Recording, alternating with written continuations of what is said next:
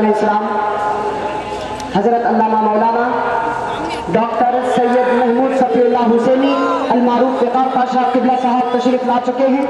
آئیے اطمینان کے ساتھ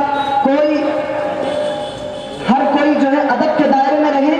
حضرت کا استقبال کریں. نعرے تکبیر بلند کریں. نعرے تکبیر، نعرے تکبیر، نعرے رسالت، نعرے رسالت. علماء اہل سنت، علماء اہل سنت، حضرت علامہ مولانا وقار پاشا قبلہ صاحب.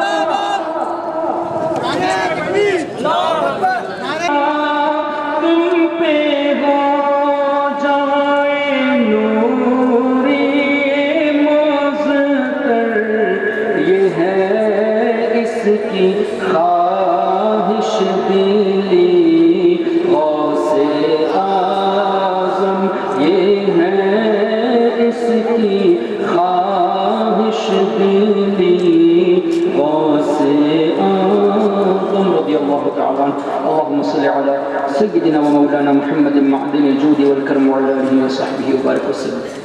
محترم حضرات، پیغام مصطفیٰ صلی اللہ علیہ وسلم کانفرنس، جس میں عظمت مصطفیٰ صلی اللہ علیہ وسلم پر گفتگو کی جا رہی ہے. ہم سب مانتے ہیں کہ اللہ تبارک و تعالی نے اپنے حبیب صلی اللہ علیہ وسلم کو عظمت والا بنایا. مانتے ہیں نا؟ وہ لوگ بھی کہتے ہیں کہ ہم بھی مانتے ہیں کہ حضور علیہ السلام عظمت والے ہیں. وہ کبھی یہ نہیں کہتے کہ نبی کریم صلی اللہ علیہ وسلم کو عظمتیں نہیں دی گئی. تقریروں میں، تحریروں میں یہی کہتے ہیں کہ اللہ نے نبی کو عظمت والا بنایا. ہم بھی یہی کہتے ہیں کہ اللہ تعالیٰ نے نبی کریم صلی اللہ علیہ وسلم کو اور دیگر انبیاء کرام علیہم الصلاۃ والتسلیم کو عظمتیں عطا فرمائیں. لیکن ہمارے کہنے اور ان کے کہنے میں زمین و آسمان کا فرق ہے. بظاہر لفظ ایک ہی ہے. ہم بھی عظمت والا مانتے ہیں، وہ عظمت والا کہتے ہیں. ہم مانتے ہیں اور کہتے ہیں، وہ صرف کہتے ہیں، مانتے نہیں. کیوں؟ عجیب سی بات ہے. تم کہتے ہو کہ نبی عظمت والا، تو عظمت کہنے کے لیے اللہ تبارک و تعالیٰ کی دی ہوئی طاقتیں، اللہ کی دی ہوئی عظمتیں، جو خوبیاں اللہ تعالیٰ نے اپنے محبوب بندوں کو عطا فرمائی، اس کا ماننا بھی ضروری ہے. ان چیزوں کو نہ مانو اور خالی کہو کہ ہم عظمت والا مانتے ہیں، تو یہ تو خالی دعویٰ ہو.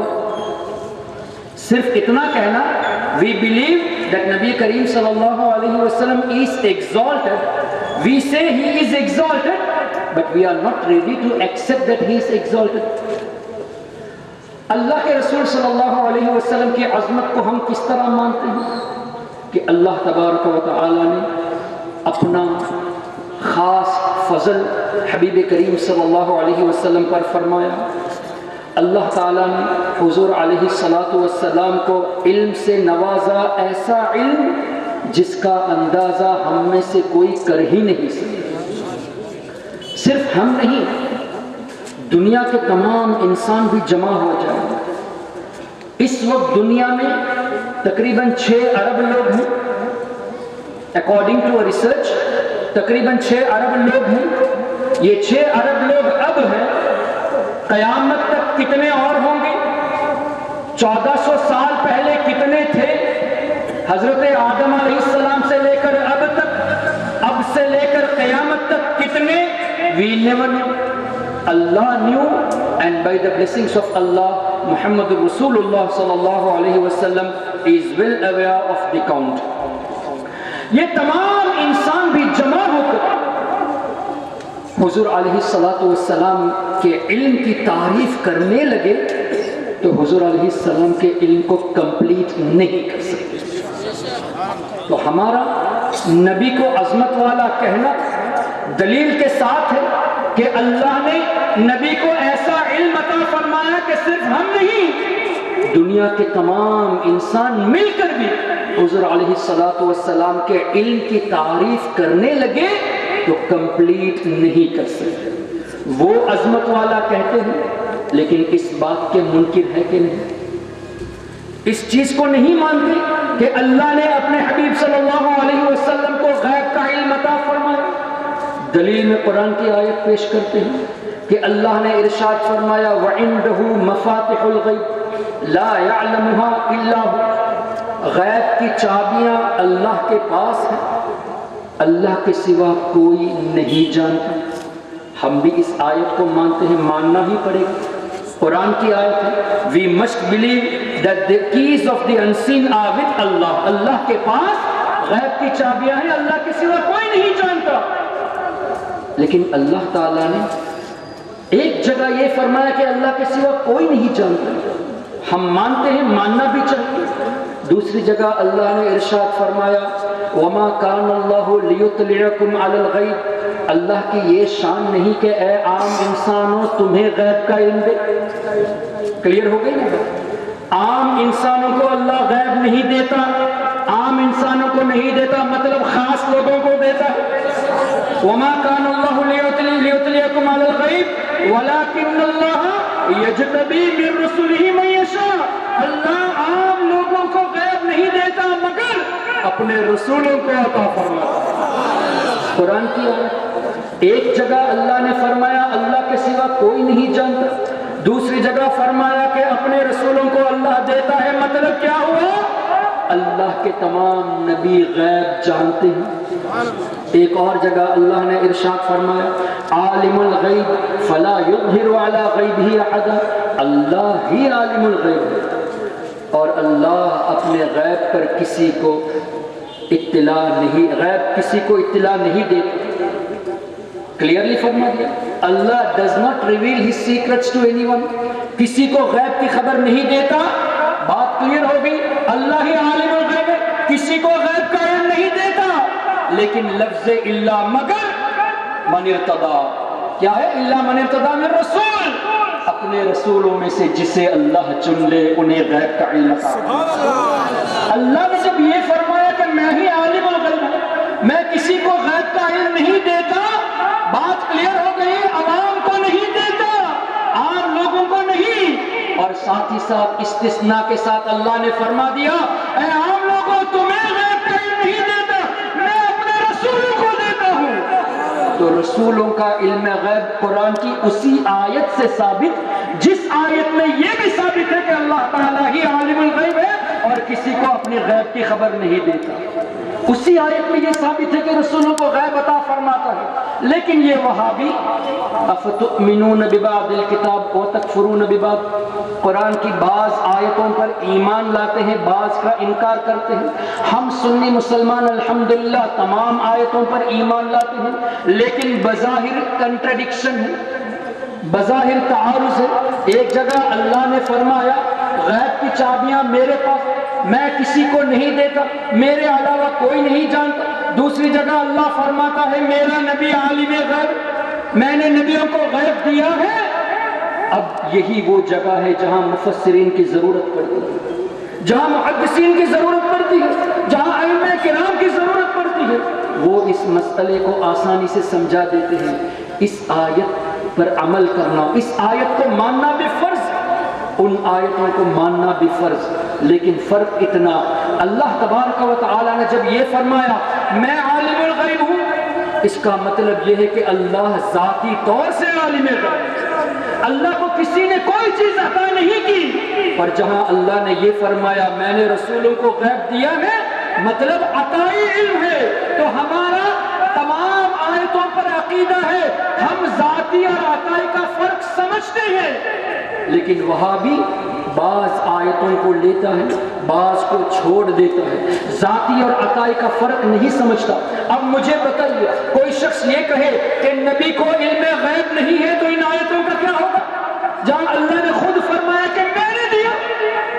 اور کوئی یہ کہے کہ نبی کو علم غیب ہے تو ان آیتوں کا کیا ہوگا جہاں اللہ نے فرمایا میرے سوا کوئی نہیں جانتا؟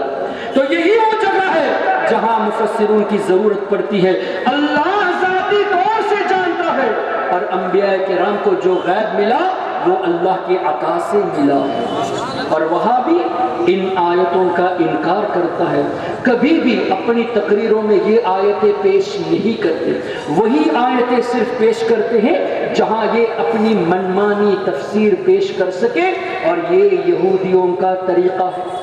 اللہ نے یہودیوں کے بارے میں فرمایا افتؤمنون ببعض الکتاب وتکفرون ببعض، کیا تم قرآن کی بعض آیتوں پر ایمان لاتے ہو اور بعض کا انکار کرتے ہو؟ انہی یہودیوں کے طریقے پر یہ وہابی چلتے ہیں۔ اب آج کے بعد اگر آپ کسی وہابی سے یہ سنو، چاہے وہ بردر عمران ہو یا یہاں کا کیڑا مکوڑا فصیح الدین ہو یا ذاکر نائک جیسا شریر آدمی ہو، کوئی بھی ہو، جب یہ آپ کے سامنے یہ کہے، آپ کے سامنے سے مراد یہ نہیں کہ آپ ان کی تقریر کو سنیں، آپ کے کان تک اگر یہ بات آ جائے کہ نبیوں کو غیب نہیں ہے، آیت وہ پیش کرے کہ اللہ نے فرمایا کہ غیب کی چابیاں اللہ کے پاس ہیں، ابھی آپ کے پاس جواب ہونا چاہیے کہ تم نے صرف ایک آیت پیش کی ہے، وہ آیتیں پیش نہیں کی جہاں اللہ نے خود فرمایا میں اپنے رسولوں کو غیب دیتا ہوں۔ مطلب تم چوری کرتے ہو، آپ کو یہ حق ہے کہ آپ سوال کریں، آپ سوال کیجئے، اگر وہ جواب دیتا ہے تو مطلب یہ کہ وہ عنقریب توبہ کر کے سنی بن جائے گا انشاءاللہ، اور اگر وہ جواب نہیں دیتا تو مطلب یہ ہے کہ اس کو ابھی بھی ریال اور ڈالر کی ضرورت ہے، ابھی بھی سعودی، کویت اور یو ایس کے پیسوں کی ضرورت ہے۔ ایمان فروش یہ لوگ ہیں، اور یہ اس حدیث کے مصداق ہے جہاں اللہ کے حبیب صلی اللہ علیہ وسلم نے فرمایا میری امت میں 73 فرقے ہوں گے، سب کے سب جہنم میں جائیں گے سوائے ایک کے۔ یہ بھی تو ہونا ہے نا، 72 فرقوں کو جہنم میں جانا ہے، تو ایسی باتیں کرنے والے لوگ ہوں گے۔ ان لوگوں کو دیکھ کر اپنے ایمان کو کمزور نہیں کرنا، اپنے آپ کو کنفیوژن میں نہیں ڈالنا، بلکہ اپنے ایمان کو مضبوط کرنا کہ واہ یا رسول اللہ صلی اللہ علیہ وسلم، آپ نے جو 1400 سال پہلے فرما دیا، آج ہم ہماری آنکھوں سے ایسے لوگوں کو دیکھ رہے ہیں۔ آپ نے جو فرما دیا، پیشن گوئی فرما دی تھی کہ اچھی آواز سے تلاوت کریں گے، دیکھیے وہابیوں کی مساجد کتنی پیاری اذان ہوتی ہے، کتنی پیاری تلاوتیں ہوتی ہیں، دل کرتا ہے کہ چلو اس مسجد میں جا کے نماز پڑھیں، اور نماز بھی ایسے کہ آپ اپنی نماز کو ان کی نماز کے سامنے حقیر جانو گے، واہ کیا نماز پڑھتا ہے، کتنا شاندار اس کا قیام ہے، کتنا شاندار رکوع اور سجود ہے، ہماری نمازیں کیا ہیں؟ یہ سوچ ہمارے ذہنوں میں آئے گی ان کے روزوں کو دیکھ کر، ارے کتنی پابندی سے روزہ رکھتا ہے، کتنی احتیاط سے روزہ رکھتا ہے، ہم تو ایسے ہی رکھ لیتے ہیں، ان کے روزوں کے سامنے اپنے روزوں کو حقیر جانو گے۔ یہ پیشن گوئی اس طرح جو محمد الرسول اللہ صلی اللہ علیہ وسلم نے 1400 سال پہلے فرما دی، یہ علم غیب مصطفیٰ کی دلیل ہے کہ آج ہم ایسے لوگوں کو دیکھ رہے ہیں۔ تو ان کو دیکھ کر کنفیوژن میں نہیں پڑنا، بلکہ ایمان کو اور مضبوط کر لینا کہ جو ہمارے آقا نے فرمایا وہی سچ ہے، وہی حق ہے، اور وہ پتھر کی لکیر ہے۔ تو 72 فرقوں کا پیدا ہونا ہے، ان کو جہنم میں جانا ہے، اس لیے ہر شخص توبہ کر کے سنی نہیں بنے گا، وہی بنے گا جس کو توفیق اللہ کی طرف سے ہوگی، اور جن کی قسمت میں کفر ہے جہنم میں اس کو جانا ہی ہے۔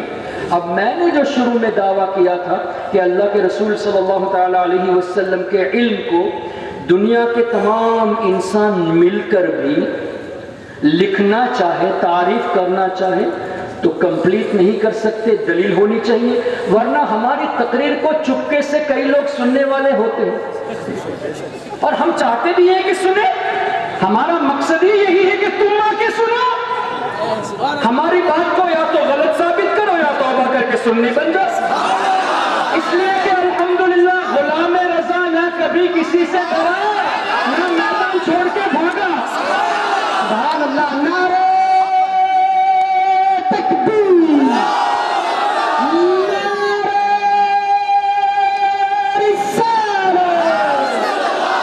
ہم تو چاہتے ہی ہیں کہ تم آ کے سنو، اور ایسا بھی ہوتا ہے کہ ہمارے ہماری تقریر سن کے باقاعدہ نوٹ کرتے ہیں، ریکارڈ کرتے ہیں، پھر اپنی کلپ میں اپنے بیانات میں دکھاتے ہیں یہ حافظ احسان رضوی سری لنکا والے جو شرک پھیلاتے ہیں ان کا یہ بیان ہے کہ دکھاتے بھی ہے۔ اچھی بات ہے دکھاؤ، لیکن مرد ہو تو سامنے آ کے دکھاؤ۔ ہم نے کتنی مرتبہ بلایا،